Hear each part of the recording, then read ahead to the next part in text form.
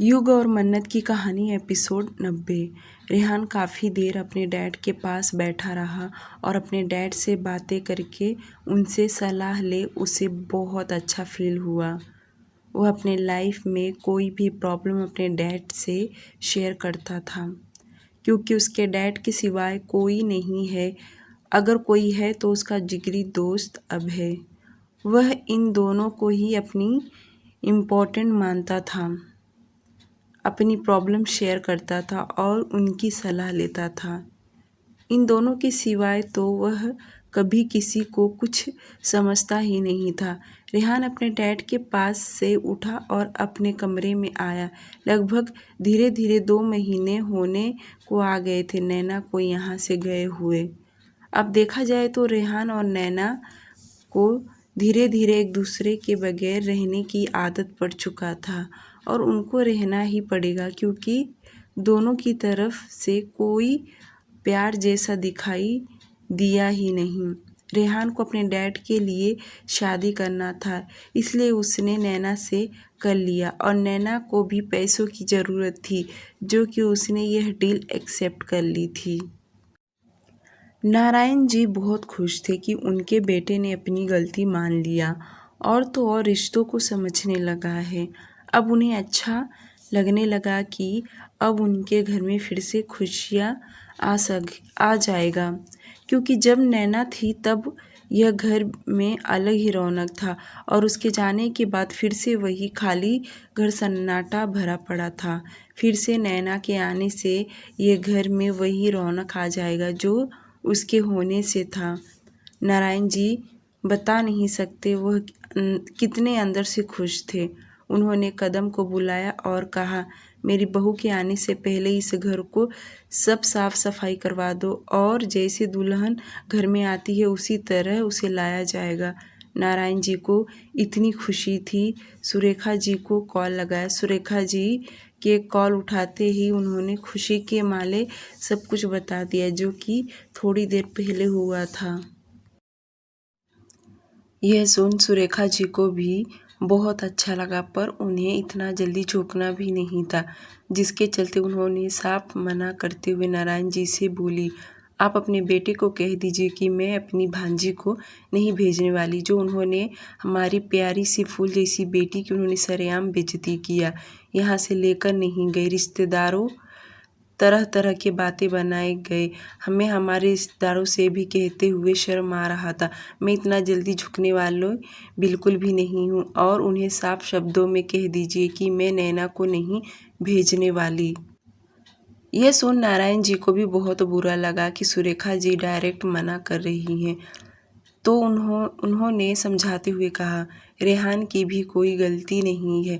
वह रिश्तों में ज़रा भी भरोसा नहीं करता। मैं जानता हूँ मेरे बेटे की बहुत गलतियाँ हैं, पर अब वह सुधर रहा है, तो कृपया आप लोग भी उसे सुधारने का एक मौका दीजिए, नहीं तो वह फिर से इन्हीं रास्तों पर रह जाएगा। सुरेखा जी हार मानने वालों में से नहीं थी। उन्होंने अपनी बात दोहराते हुए बोली, देखिए भाई साहब, मैं आपकी बहुत इज्जत करती हूँ और मुझे ये भी पता है आप लोग बहुत इज्जतदार हैं, पर लेकिन रेहान जी को अपनी गलती का एहसास हुआ है, पर हम तुरंत उसकी बातें मान जाए तो वह कभी सुधर नहीं पाएंगे, इसलिए उन्हें भी रिश्तों की गहराई को समझने दीजिए। नारायण जी समझ गए कि सुरेखा जी का कहने का असली मतलब क्या है और वह उनके बातों को सम्मान देते हुए बोले, ठीक है, आप जो कह रही हैं वह सही है। नारायण जी ने कुछ नहीं कहा और उन्होंने कॉल काट दिया। कॉल कट होने के बाद काफ़ी देर तक सोचते रहे, कहीं उनके बेटे फिर से चोट न पहुँचे, कहीं फिर अपने दर्द में न जाए, क्या कर बैठेगा। वहीं रेहान अपने कमरे में आकर सोफे पर बैठे नैना के बारे में सोच रहा था। जब पहली बार उसके कार के सामने आ गई थी, उसका मोबाइल टूट गया तो उसने कितना बखेड़ा किया। उसके ही कंपनी में इंटरव्यू देने आई थी, तभी उसने नैना का कॉन्फिडेंस देख लिया था। ये लड़की बिल्कुल भी डरती नहीं है, अपनी बात बखूबी रखना जानती है। नैना के ऐसे बहुत सारे मोमेंट थे जो कि रेहान के दिमाग में एकदम छप गए थे। जैसे कि वह उदयपुर हॉस्पिटल में वो अपने पापा को बचाने के लिए किस हद तक जाने को तैयार थी, और उसके बहुत सारे फ़नी मोमेंट थे जो रेहान बैठे उसके ही बारे में सोच रहा था। उसके घर लाने के लिए उसके पास कोई तरकीब नहीं था कि कैसे उसे मनाकर लेकर यहाँ आए। ऐसा नहीं बोले जिससे वह भागे दौड़ी दौड़ी आए। वह मन ही मन खुद से कहने लगा, मैं क्या बोलकर उसे अपने घर लेकर आऊँ। अगर मैं उसके घर गया तो मैं क्या कहूँगा कि मैंने जो उस पर शक किया, तुम पर इल्ज़ाम लगाया, उसके लिए मुझे माफ़ कर दो। क्या वह मुझे माफ़ कर देगी? इतनी आसानी से तो बिल्कुल भी नहीं करेगी। रेहान यही सब सोच बहुत परेशान होने लगा था। तभी उसके दिल से आवाज़ आया कि क्यों नहीं मानेगी, उसे मानना ही पड़ेगा, वह तेरी वाइफ है। हर हस्बैंड वाइफ में लड़ाई झगड़ा होता है, यह कोई नई बात नहीं है। अगर तू जाकर उसे सॉरी कहेगा तो वह ज़रूर तेरी बात मान जाएगी। इतना सोच रेहान चेयर से उठा और बालकनी में चला गया। फिर से बड़बड़ाते हुए बोला, सॉरी तो मुझे बोलना ही पड़ेगा, नहीं तो मैं ऐसे जाकर कहूँगा कि तुम घर चलो तो वह तो बिल्कुल भी नहीं आएगी। सॉरी कहने से शायद माफ़ कर दे, पर कभी जाऊँ उसके घर? आज कल परसों? नहीं नहीं, आज तो नहीं जाऊँगा। अगर आज गया तो मैं ज़रूर कुछ न कुछ गलती कर बैठूँगा। मुझे कल या परसों जाना चाहिए ताकि मैं खुद को अच्छे से प्रिपेयर कर सकूँ। तभी उसके दिमाग में ये ख़्याल आया कि अकेले जाने से वह नहीं मानेगी, अपने डैड को लेकर जाना पड़ेगा, तभी वह बात सुनेगी, समझेगी। यह ख्याल आते ही रेहान को बहुत अजीब सा फील होने लगा और वह खुद से फिर से कहा, नहीं, डैड को इसमें नहीं डालूँगा, क्योंकि गलती मेरी है तो मैं ही इसे ठीक करूँगा। वैसे भी डैड को कह दिया कि वह अभय को बुला ले, सब जगह अपने डैड को हेल्प नहीं ले सकता मैं। बहुत देर तक रेहान सोचता रहा और उसने फाइनली डिसीजन ले लिया कि कल वह नैना को लेने उसके घर जाएगा और उसे सॉरी बोलकर अपने पास लेकर आएगा। और जब वह नीचे आया तब नारायण जी बहुत उदास बैठे थे। वह चाहते थे कि रेहान को बता दे कि अभी अभी उनकी बात सुरेखा जी से हो गया है, पर वह यह बात रेहान को बताकर उसका मूड ऑफ नहीं खराब नहीं करना चाहते थे, इसलिए वह बस चुप ही रहे। अपने डैड को अपनी तरफ देखता देख रेहान उनके पास गया और बोला, क्या हुआ डैड? नारायण जी मन में सोचे, रेहान को बता देता हूँ कि अभी उनकी बात सुरेखा जी से हुआ, आखिर गलती तो इसी ने किया है ना। अगर बड़े उसे डांटने नहीं लगाएंगे तो बच्चे कैसे सुधरेंगे? सुरेखा जी तो बड़ी हैं, उसकी माँ के जैसी। अगर वह रेहान को डांटे भी लगाएंगी तो अच्छे के लिए ही लगाएंगी। नारायण जी सोच रेहान से बोले, रेहान बेटा मेरे पास आओ, मेरी बात सुनो। अभी मेरी सुरेखा जी से बात हुआ, उन्होंने नैना को यहाँ भेजने के लिए साफ मना कर दिया है। रेहान अपने डैड की पूरी बात भी नहीं सुना और टोकते हुए बोला, अब वह क्यों मना कर रही हैं? उन्हें क्या प्रॉब्लम है? रेहान का इतने ओवर कॉन्फिडेंस देख नारायण जी बोले, क्या मतलब, क्यों रोक रही हैं? वह उसकी मामी हैं, माँ जैसी हैं, उनका पूरा फ़र्ज़ बनता है उसे रोकने का। ये सुन रेहान बोला, मैं अब उसे लेकर आ रहा हूँ ना, तो वह क्यों रोक रही हैं? उन्हें क्या दिक्कत हो रहा है? रेहान बातों को नहीं समझ रहा था।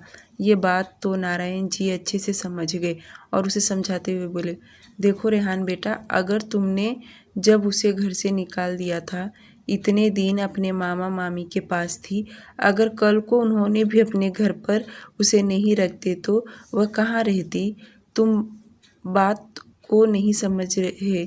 जो लोग बुरे वक्त में संभालते हैं ना, वही लोग आगे चलकर सीना ठोक के बात करते हैं। नारायण जी जिस तरह से अपने बेटे को समझा रहे थे तो रेहान को भी अंदर से मोटिवेशन मिल रहा था कि उसके डैड कितने पॉजिटिव रहते हैं, कितने अच्छे से बातों को समझा लेते हैं। सही तो कह रहे हैं, अगर उसने जब निकाल दिया था तो उसके मामा मामी ने ही संभाला, अगर उसे नहीं रखती तो वह कहाँ जाती? अब जो जाहिर सी बात है कि उन्हें भी गुस्सा तो आया ही होगा। नारायण जी थोड़ी देर तक और रेहान को समझाते रहे। वहीं रेहान भी समझ गया कि उसके डैड क्या समझाना चाहते हैं। उसे बड़ों से एकदम इज्जत के साथ पेश आना चाहिए। रेहान अपने डैड के हाथ पकड़ बोला, आपको मेरी वजह से और शर्मिंदगी महसूस नहीं करना पड़ेगा। मैं सब ठीक कर दूंगा। रेहान की बातें सुन नारायण जी के होठों पर स्माइल आ गया। दूसरी तरफ मयंक शर्मा वह अपने ऑफिस में बैठे सोच रहा था कि केशव जी अपनी फैमिली लेकर कहाँ जा सकते हैं। फिर उसे ये भी याद आया, जरूर वह दिल्ली ही गए होंगे, आखिर उनका गांव जो है वहाँ। मयंक एकदम दुखी होकर बैठा था। उसके जहन में सिर्फ और सिर्फ पीहू घूम रही थी। वह चेयर पर बैठा, उसका हाथ डेस्क पर था, पर उसका पूरा का पूरा ध्यान कहीं और था। अगर इस वक्त कोई आ भी जाता तो भी उसे पता नहीं चलता। वह इतनी पीहू के सोचने में मगन था। तभी उसके मोबाइल पर नोटिफिकेशन आया और नोटिफिकेशन के आवाज़ से मयंक तुरंत मोबाइल की तरफ देखा। उसे ऐसा लगा जैसे कि पीहू का मैसेज आ गया और उसने जैसे ओपन किया तो यह टेक्स्ट मैसेज था, वह भी कंपनी का, उसने जो नई सिम अपडेट किया था। मयंक के दिल में इतना दर्द हो रहा था कि वह क्या ही कहे। इन पूरे 8 दिनों में एक बार भी पीहू का एक भी मैसेज नहीं आया। एक पल ऐसा था कि वह जब सोया रहता था तभी से उसके मोबाइल में पीहू के गुड मॉर्निंग से लेकर गुड नाइट तक जाके ख़त्म होता था। पीहू का मैसेज हमेशा उसके मोबाइल में आता था और जब मयंक सोकर उठता तो मोबाइल ऑन करता तो उसके मोबाइल में पहले नोटिफिकेशन पीहू का ही रहता। वह कभी उसे गुड मॉर्निंग करना भूलती नहीं थी। मयंक के मन में आया तो उसे गुड मॉर्निंग का रिप्लाई देता, नहीं तो कभी कभी जल्दबाजी में उसे रिप्लाई भी नहीं देता। वहीं पीहू जो ब्रेकफास्ट करती उसके भी फ़ोटो निकाल के मयंक को भेजा करती थी। यहाँ तक कि वह कॉलेज पहुंचकर अपने लेक्चर का भी 1-2 फ़ोटो निकाल कर भेज देती। दिन भर वह क्या खाती, क्या पीती, क्या पहनती, उसके सारे फ़ोटोज़ निकाल उसे भेजा करती थी। मयंक जल्दी से अपने मोबाइल के गैलरी ओपन किया। वह जो उसने एक फ़ोल्डर बना रखा था सिर्फ पीहू के ही फ़ोटो भरे थे। मयंक तो बहुत बार उसके बहुत सारे फ़ोटो डिलीट कर देता था क्योंकि पूरी गैलरी उसके फ़ोटो से ही भरा था। वह अपनी पानी पूरी खाती थी, उसके भी फ़ोटो निकाल कर मयंक को भेजा करती थी और मयंक के पास इतना टाइम भी नहीं रहता कि वह उसके एक एक फ़ोटो को देखे, रिप्लाई दे। पर आज उसकी एक एक फ़ोटो को जूम करके देख रहा था। मयंक ने जो 15 दिन पहले उसके फ़ोटो को उसके डिलीट किए थे अब सभी रीस्टोर कर लिया और सभी फ़ोटो एक फ़ोल्डर फाइल में रख दिया। स्क्रॉल करके देखने लगा। एक फ़ोटो था जिसमें पीहू ने अपने नेल पेंट लगाकर उसे भेजी थी। अपने नेल्स पर उसने PM लिखा था और एक बार उसने मेहंदी लगाया था जिसमें उन मेहंदी के बीच में उसने M बनाया था। अगर कोई ढूंढता तो भी उसे नहीं दिखता और उसने फ़ोटो निकालकर मयंक को भेजी थी और मयंक को बोली कि अपना नाम ढूंढकर बताए। मयंक ने उसकी पूरी हथेली में देखा पर उसे उसका नाम नहीं मिला। मयंक ने भी अब हार मान लिया था और उसने पीहू को बोल दिया कि उसे उसका नाम नहीं मिल रहा। फिर पीहू ने उसके नाम वाला फ़ोटो निकाल कर उसे भेजी। तब जाकर मयंक ने अपना नाम देखा क्योंकि उसने जो फूल वाले मेहंदी निकाले थे बहुत ही घुमा फिरा के M निकाली थी। अब वह मेहंदी वाला फ़ोटो देख उसकी आंखों में हल्का सा पानी आ गया। और भी फ़ोटो थे जिनमें उसने न्यू ड्रेस के साथ फ़ोटो निकाल कर भेजी थी। ऐसे भी फ़ोटो थे जिस दिन वह पुलाव या बिरयानी खाती थी उसके भी फ़ोटो निकाल कर मयंक को पहले भेजा करती थी।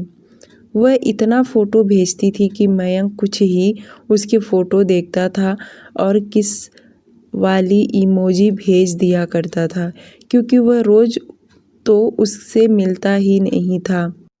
मयंक की आंखों से आंसू लुढ़कते हुए उसके गाल पर आ गया और जैसे गाल पर आया तो उसे मोबाइल नीचे रखकर अपनी उंगलियों से साफ किया। आज उसके हर एक टाइम का वैल्यू समझ रहा था। पीहू सिर्फ और सिर्फ उससे प्यार करती थी। उसने कभी भी उसने मयंक के सिवाय कुछ नहीं चाहा। उसके आंखों से आंसू आ गया। मयंक रुआंसी आवाज़ में खुद से कहा, क्या हो गया था मुझे उस दिन कि मैंने ये कदम उठाया? क्यों मैंने ऐसा किया? तुम्हें तकलीफ़ देकर मुझे खुश होना चाहिए था। पर सबसे ज़्यादा दर्द तो मुझे हो रहा है। पीहू, तुम शांत बिल्कुल भी अच्छी नहीं लग रही। मुझे प्लीज़ एक बार मैसेज कर दो। मुझे वही पीहू पसंद है जो दिन रात मुझे मैसेज किया करती थी। मेरे मोबाइल पर सुबह से लेकर रात तक जो मैसेज आता था उसकी आवाज़ मुझे सुनना है। प्लीज़ पीहू, मुझे एक मैसेज कर दो। काफ़ी देर तक मयंक यूं ही मोबाइल हाथ में ले बैठा रहा। उसका चैटिंग ओपन किया। जब भी मयंक उसके मैसेज का रिप्लाई देता वह एक शब्द बोलता था कि पीहू 5-6 मैसेज आ जाते थे। वह कट कट कट मैसेज किया करती थी। उसके मैसेज टाइप करने की इतनी स्पीड थी कि कभी कभी मयंक भी सोच में पड़ जाता। पीहू के मैसेज कुछ इस टाइप के थे, मयंक कहाँ हो? क्या तुम ऑफिस पहुँच गए? क्या तुमने कॉफ़ी पिया? मैसेज क्यों नहीं कर रहे हो? बहुत बिजी हो क्या? कुछ तो बोलो। मैं कॉलेज में हूँ, सेकंड लेक्चर मैम आने वाली है, जल्दी से रिप्लाई दो। इधर से मयंक का मैसेज, ठीक है तुम पहले लेक्चर अटेंड करो, बाद में बात करता हूँ। पीहू के मैसेज, तुम्हें तो मेरे लिए टाइम ही नहीं है, जल्दी से वीडियो कॉल करो। देखूँ तो इसके पहले ऑनलाइन थे पर मैसेज नहीं किया, ऐसा क्यों? 5 मिनट के बाद मयंक का मैसेज, एक बार बोल दिया ना, बाद में बात करता हूँ। तुरंत पीहू का रिप्लाई, देख लेना मैं कॉलेज से निकलूँगी ना तो अपना मोबाइल बंद रखूँगी, अब मेरे पास भी टाइम नहीं है। इतना कहाँ बिजी रहते हो? एक मैसेज टाइप करने में क्या उंगलियां दर्द करता है? ऐसे न जाने पीहू दिन भर उसे कितना मैसेज किया करती थी। अपने ऑडियो रिकॉर्ड भेज देती थी। गुस्से वाला उसकी इमोजी तो दिन भर में 100 के ऊपर रहते थे। 1 मिनट में गुस्सा तो 1 मिनट में स्माइल। देखिए देख मयंक भी पक चुका था, पर आज उसके सारे चैटिंग देख देख के उसका दिल भर आया। 8 दिन से उसके मोबाइल एकदम खामोश है और मयंक को ये खामोशी बिल्कुल भी पसंद नहीं आ रहा। Next day Mehta bungalow. Rehan अपने रोज की तरह ही टाइम पर उठा और अपनी रूटीन में लगा था। उसे आज नैना को लेने उसके घर जाना था और वह जल्दी फ्रेश हुआ, नीचे आया, अपने डैड के साथ ब्रेकफास्ट किया। नारायण जी भी रेहान को देख बहुत अच्छा लग रहा था कि आज वह फाइनली बहू को लेने जाने वाला है और उन्होंने उसे शाबाशी देते हुए बोला, देखो बेटा, अगर बड़े कुछ कहें तो उनकी बातों का बुरा मत मानना। वो बड़े हैं और तुम्हें डांट सकते हैं, चिल्ला सकते हैं। वैसे भी तुमने गलती किया है तो चिल्लाना उनका फ़र्ज़ बनता है। रेहान अपने डैड की बातें शांति से सुन रहा था। उसे पता था कि उसके डैड क्या कहना चाह रहे हैं। रेहान बिना कुछ बोले सिर्फ पलकें झपका दिया। नारायण जी को यह तो पता था कि उनका बेटा बहुत ज़्यादा मगरूर है, पर चलो आज वह हर किसी की बात सुनने के लिए तैयार है। उन्हें उसका शुक्र मनाना चाहिए। और वह मन ही मन मुस्कुरा दिए। ब्रेकफास्ट करने के बाद रेहान उठा और बंगले से बाहर निकला। ड्राइवर कार लेकर बाहर उसका वेट कर रहा था। रेहान कार में बैठ गया और नैना के घर जाने के लिए निकल पड़ा। करीब 20 से 25 मिनट के बाद वह नैना के घर पहुंचा। उसकी कार नीचे पार्किंग एरिया में पार्क किया और रेहान कार में से बाहर निकला और लिफ्ट से होते हुए ऊपर पहुंच गया। ऊपर पहुंचते ही उसने डोरबेल बजाया। पहली बार बजाया तो दरवाज़ा नहीं खुला, दूसरी बार बजाया तो डोर खुल गया। वह अपने दोनों हाथ जेब पॉकेट में डाले खड़ा था और आंखों पर ब्लैक शेड्स लगाया हुआ था। और जैसे उसने सामने देखा तो सुरेखा जी दरवाजे पर खड़ी थी। सुरेखा जी को तो यकीन नहीं हो रहा कि रेहान उनके घर आया है।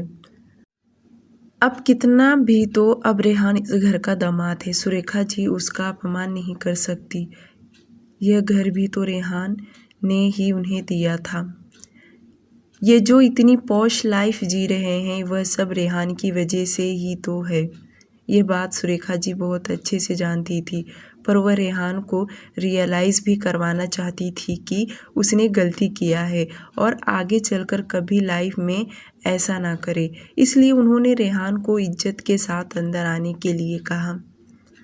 रेहान अंदर गया और हॉल में सोफे पे बैठा। उसने अपनी आँखों से अभी गॉगल्स उतारा नहीं था, बल्कि उसकी नज़रें चारों तरफ घुमाया, यहाँ तक कि किचन के तरफ उसका नज़र था। वह नैना को ढूंढ रहा था। उतने में सुरेखा जी ने नैना को आवाज़ लगाते हुए बोली, नैना, नैना, चाय लेकर आओ। अपनी मामी की आवाज़ सुन नैना बेडरूम में से अपने बाल ठीक करते हुए बाहर निकली। उसका ध्यान अभी भी रेहान पर नहीं था और जैसे उसने अपने बालों को बन बना लिया कि नज़र उठाकर देखी तो सामने देखती रह गई। उसे यकीन नहीं हो रहा कि उसके सामने रेहान बैठा है। तभी उसे रियलाइज़ हुआ कि उसने दुपट्टा नहीं लिया और वह एक नज़र अपने ऊपर डाली। जल्दी से पीछे घूमी और तुरंत बेडरूम में गई और दुपट्टा कंधे पर ले बाहर निकली और सीधे किचन में चली गई। उसे पता था कि रेहान कॉफ़ी पीता है, तो उसने रेहान के लिए कॉफ़ी बनाई और अपने मामी के लिए चाय। 10 मिनट के बाद ट्रे में लेकर किचन में से बाहर आई। कॉफ़ी की तो खुशबू बाहर तक फैली हुई थी जब वह सामने आकर रेहान को कॉफ़ी दी। रेहान अब सोफे पर रिलैक्स होकर बैठा था। उसने अपना गॉगल्स टेबल पर रख दिया, एक नज़र नैना के चेहरे को देखा, फिर उसके हाथ से कॉफ़ी का मग ले लिया।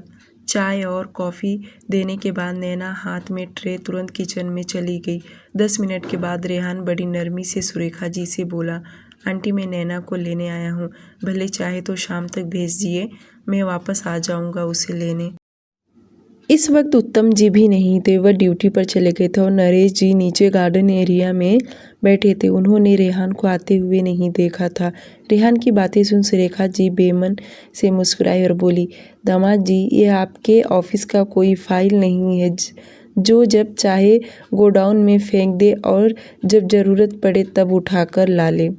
सुरेखा जी की बातें सुन रेहान को बुरा तो लगा, पर उनके बातों का जवाब देते हुए रेहान बोला, वह कोई फाइल नहीं है, जीती जागती इंसान है, इसलिए उसे लेने आया हूँ और अब मैं जा रहा हूँ, शाम को आऊँगा उसे लेने, कह देना रेडी रहे। रेहान ने जैसे अपनी बात कंप्लीट किया कि सुरेखा जी बोली, और अगर मैंने उसे ना भेजी तो? ये सुन रेहान बोला, और आप ऐसा क्यों करेंगे? वहीं किचन में दरवाजे के पास खड़ी होकर नैना उन दोनों लोगों की कन्वर्जेशन सुन रही थी। उसे नहीं समझ आ रहा कि रेहान उसे लेने आया है, कहीं पापा जी की तबीयत खराब तो नहीं, पर मेरी कल ही उनसे बात हुआ, ऐसा तो कुछ नहीं लगा नहीं। रेहान को किसी के आगे झुकना बिल्कुल भी पसंद नहीं, पर आज वह सुरेखा जी की डायरेक्ट ना सुन रहा था। डैड की बातें याद आया कि उन्होंने उसे सिखा कर भेजा था कि बड़ों के साथ इज्जत से पेश आया करो।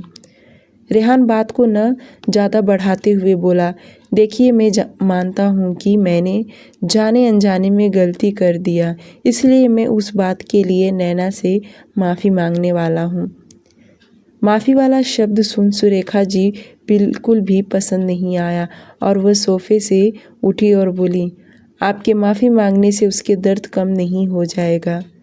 रेहान नहीं चाहता था कि बात और बढ़े, इसलिए अपने आप को बहुत कंट्रोल किया और सीधे से बोला, आप नैना को बुला दीजिए, मुझे उससे बात करना है ना कि आपसे बहस।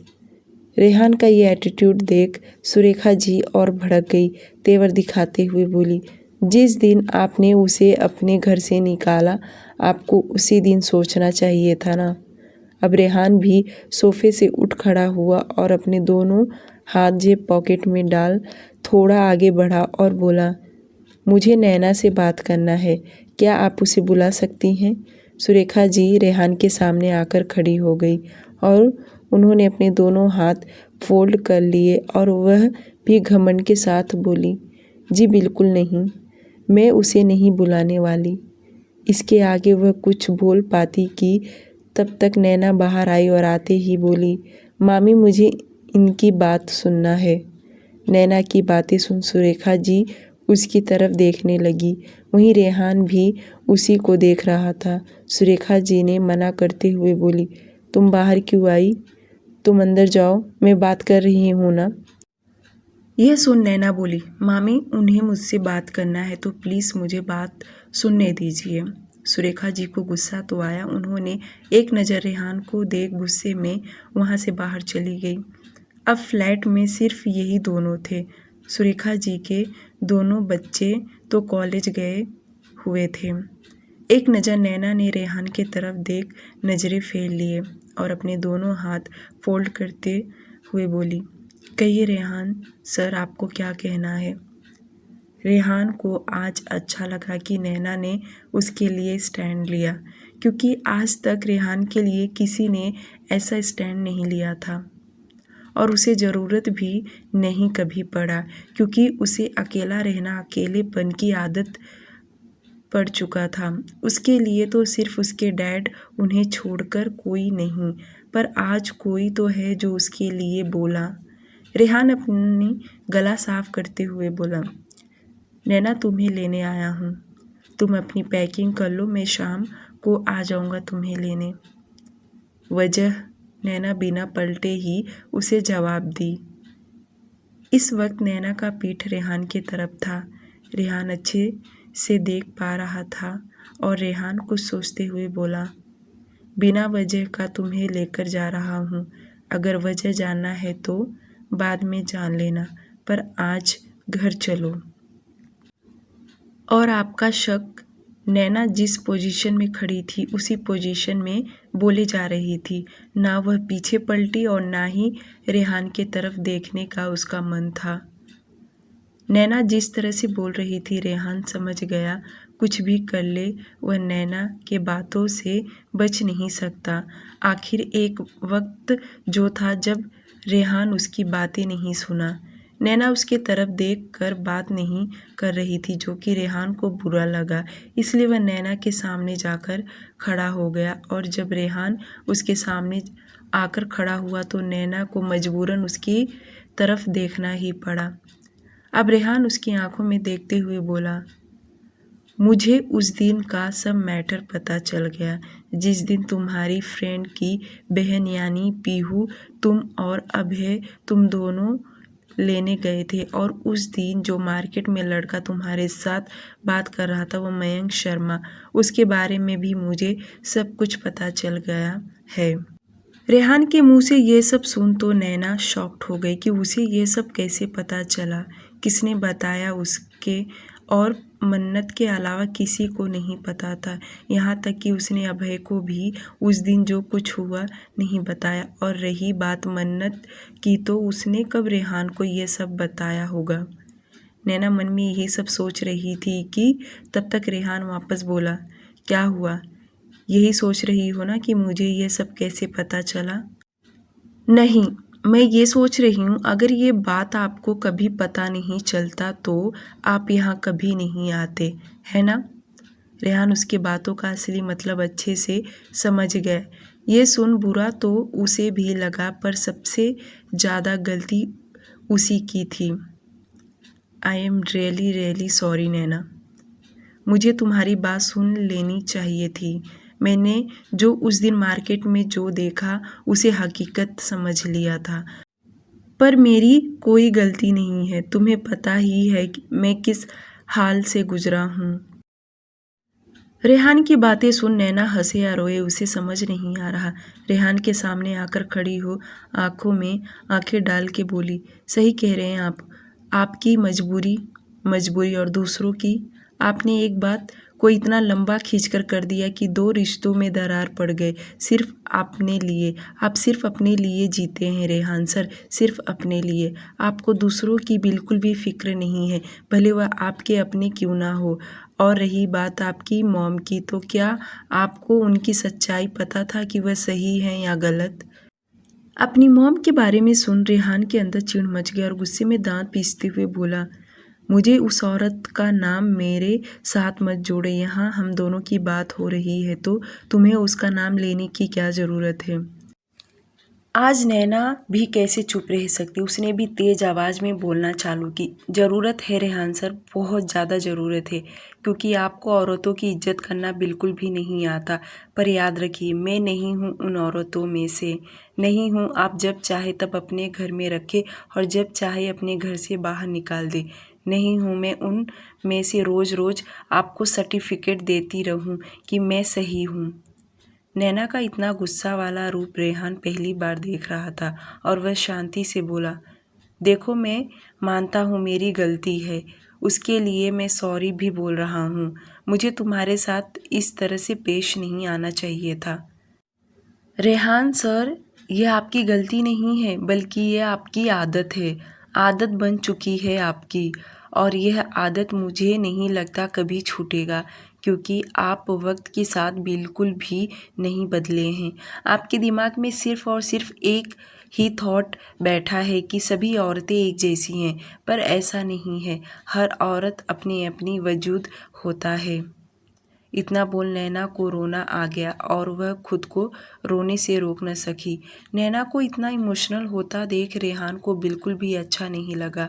वह कुछ कहता कि उसके पहले नैना वापस बोल पड़ी, हर वक्त औरतों को क्यों सर्टिफिकेट लेकर घूमती रहेगी, और आदमी क्यों नहीं? देखा जाए तो आप में और मयंक में कोई फ़र्क नहीं है। मयंक के साथ अपना नाम जोड़ता देख रेहान के अंदर चिढ़ मच गया और वह चीखते हुए बोला, क्या कहा तुमने? तुम मुझे उसके साथ कंपेयर कर रही हो? नैना भी उसी तेवर में बोली, क्यों नहीं कर सकती मैंने उसके साथ आपका नाम जोड़ी तो तकलीफ़ हो रहा है। उसी तरह आपने भी मेरा नाम उस मयंक के साथ जोड़ा था, यहाँ तक कि अपने भाई जैसे दोस्त के साथ भी जोड़ा था। तब मुझे कैसा लगा होगा? अब रेहान की बोलती बंद हो गई, अपनी नज़रें नीचे झुका लिया। उसे सच में शर्मिंदगी तो बहुत महसूस हो रहा था। वहीं नैना ने आगे बोलना चालू की, मर्दों ने किया तो ठीक, पर औरत नहीं करनी चाहिए। क्यों नहीं करनी चाहिए? औरत ने किया तो क़यामत आ जाएगा, पर मर्द ने किया तो वह सीना ठोक के चलते हैं। औरत के 1000 नाम रख दिए जाएंगे, पर मर्दों को कोई कुछ नहीं कहता। रेहान उसे चुप कराते हुए बोला, स्टॉप नैना, मुझसे बहुत बड़ी गलती हो गई जो मैंने तुम्हारी बात नहीं सुना। मुझे तुम्हारी बात सुन लेना चाहिए था। पर कब तक सुनेंगे आप मेरी बात? क्या आपको मुझ पर यकीन नहीं है? कल तो मैं किसी बहुत बड़ी सिचुएशन में फंस गई और मेरे पास सर्टिफिकेट नहीं होगा, तब तो आप मुझ पर यकीन नहीं करेंगे। तो मैं कहाँ से सर्टिफिकेट लेकर आऊँगी, बताइए आप? रेहान ने अपनी आंखें बंद कर लिया और अपनी उंगलियों से माथे पर रब करने लगा। झट से अपनी आंखें खोल बोला, ऐसी नौबत कभी नहीं आएगा।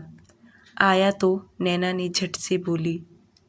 नैना प्लीज़ मुझे समझने की कोशिश करो, मुझे थोड़ा वक्त दो चीज़ों को समझने के लिए। तुम पहले घर चलो, मैं अपने आप को कोशिश करूँगा अपने आप को बदलने के लिए। ये सुन नैना बोली, तो ले लीजिए वक्त, आपको जितना वक्त चाहिए। आपके पास वक्त ही वक्त है, बहुत वक्त है, पूरी ज़िंदगी पड़ा है वक्त।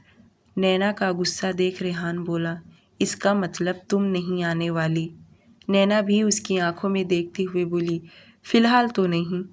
ये सुन रेहान बोला, ठीक है, फिर बाद में मुझे मत ब्लेम करना।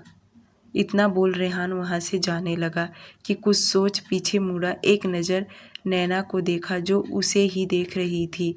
पर जब रेहान देखा तो उसने अपनी नज़रें दूसरी तरफ फेर लिए। यह देख रेहान वहाँ से चला गया। उसके जाते ही नैना की आंखों में आंसू आ गया। वह रोते हुए खुद से बोली, किसी ने सही कहा है, वक्त निकल जाने के बाद जो कदर करे उसे कदर नहीं अफसोस कहते हैं। इधर मयंक ने अपने दोस्त महेश को एक काम सौंपा कि दिल्ली में अग्रवाल फैमिली पहुंची या नहीं, क्योंकि मयंक को तो उसके गांव एड्रेस सब पता था और इन 2 दिनों में महेश ने पता भी लगा लिया। और मयंक को जब बताया कि अग्रवाल फैमिली वहाँ नहीं है तो ये सुन मयंक की परेशानी और बढ़ने लगा कि वे लोग वहाँ नहीं गए तो कहाँ गए। मयंक ने महेश को कहा कि ठीक तरीके से पता लगाए, वह अपने गांव में वह गए होंगे, उसके सिवा वह कहीं नहीं जा सकते।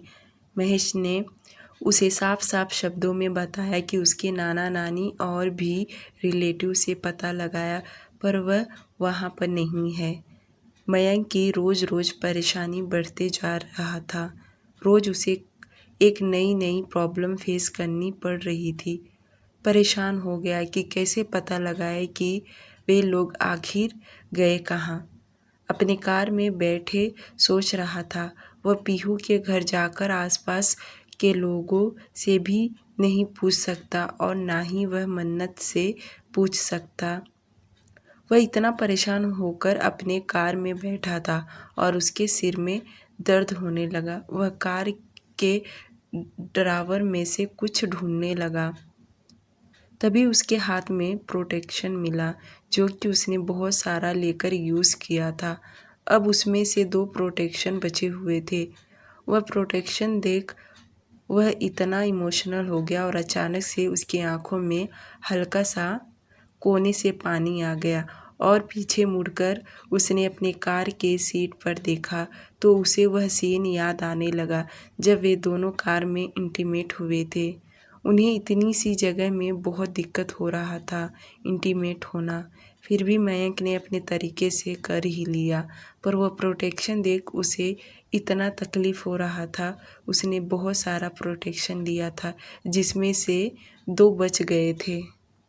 शाम का वक्त बजाज मेंशन। देखते देखते पूरा दिन बीत गया। युग जब घर आया सीधे अपने कमरे में गया। मन्नत कमरे में नहीं थी। युग फ्रेश होकर थोड़ी देर के बाद नीचे आया तो मीरा जी डाइनिंग टेबल पर खाना लगवा रही थी। उसने अपनी नज़र लिविंग एरिया में दौड़ाया पर वहाँ पर दादी थी और ना ही मन्नत। युग ने मीरा जी से पूछा, मॉम दादी कहाँ है? युग की आवाज़ सुन मीरा जी ने कहा, तुम्हारी दादी और मन्नत दोनों कमरे में हैं। अभी मैं किसी को भेज ही रही थी उन्हें बुलाने के लिए। जाओ तुम ही बुला कर लाओ। युग हाँ बोलकर वहाँ से चला गया और जब वह दादी के कमरे में एंटर हुआ तो देखा दादी और मन्नत बहुत बिजी थी। दादी कुछ बता रही थी और मन्नत एक नोटबुक में नोट कर रही थी और कुछ पुरानी चीज़ें थी जो वह दोनों देख रही थी। युग बिना कुछ बोले अंदर गया और दादी के पास बैठा और बोला, बस करो दादी, एक ही चीज़ कितनी बार देखती रहती हो, क्या आपका मन नहीं भरता? दादी बेड पर से उठते हुए बोली, जब मैं मर जाऊंगी ना तो यह चीज़ें देखकर तुझे याद करना कि दादी मेरी संभाल के रखा करती थी। बार बार दादी के मुंह से मरने की बातें सुन युग चिढ़ ही जाता था और आंख दिखाते हुए बोला, दादी अब बस चलिए खाना खा लीजिए। और एक नज़र मन्नत की तरफ देखा जो अभी भी सामान रख रही थी। दादी तब तक कमरे में से बाहर निकलने लगी और वहीं मन्नत की तरफ देख बोला, अब तुम्हें क्या अलग से कहना पड़ेगा? मन्नत बोली, बस हो गया 2 मिनट। उसके बाद वे दोनों भी कमरे से बाहर निकले और डाइनिंग टेबल पर आ गए और सभी लोग एक साथ बैठकर खाना खाए। खाना खाने के बाद जब थोड़ी देर तक सभी लोग लिविंग एरिया में बैठकर बातें किए, उसके बाद सब अपने अपने कमरे में जाने लगे। वहीं मन्नत अपने कमरे में थोड़ी लेट गई क्योंकि उसे अभी भी दादी के साथ थोड़ा काम करना था। और युग को अब गुस्सा आने लगा कि मन्नत आजकल बहुत ज़्यादा बिजी रहने लगी है। और जब वह कमरे में से बाहर निकला तो मन्नत दादी के कमरे से निकल सीढ़ियों से चढ़ते हुए ऊपर आ रही थी और जैसे वह अपने कमरे में जा पाती कि युग उसके कमर को पकड़ अपने करीब कर लिया। इस वक्त लिविंग एरिया में कोई नहीं था क्योंकि युग ने एक नज़र सब देख लिया था। अगर कोई रहता तो वह ऐसी हरकत बाहर नहीं करता। और युग को ऐसा करता देख मन्नत तुरंत बोली, युग क्या कर रहे हो, कोई देख लेगा। युग अपना माथा उसके माथे से जोड़ते हुए बोला, कोई नहीं है। मन्नत इसके आगे कुछ बोलती कि युग उसके होंठ पे अपने होंठ रख छोटा सा किस कर लिया। ये किस 1 मिनट का था। मोनिका ने यह 1 मिनट वाला किस देख लिया और युग का जो हाथ मन्नत के कमर को टाइटली पकड़ा था। यह नज़ारा देख मोनिका का जो हाल अंदर से हुआ था बता नहीं सकते। वह झट से अपने कमरे में घुस गई क्योंकि वहीं रुक के अगर वह युग को देखती रहती और युग की नज़र उस पर गया होता तो शायद वह कभी नज़र नहीं मिला पाती। डियर लिसनर, आज के लिए सिर्फ इतना ही और आज 2 एपिसोड मिलेगा। माफ़ करना कल एक भी एपिसोड आप लोगों को नहीं दे सकी। Please please sorry. प्लीज़ इस स्टोरी को लाइक और चैनल को सब्सक्राइब करना मत भूलिए।